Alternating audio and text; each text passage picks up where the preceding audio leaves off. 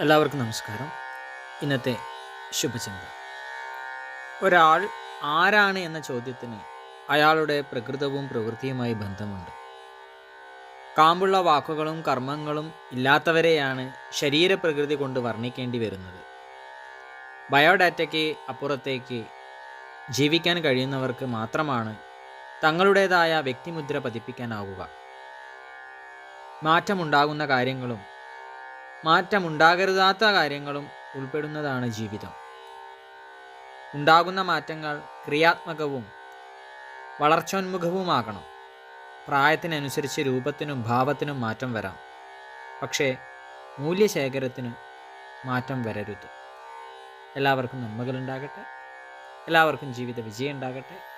നന്ദി, നമസ്കാരം.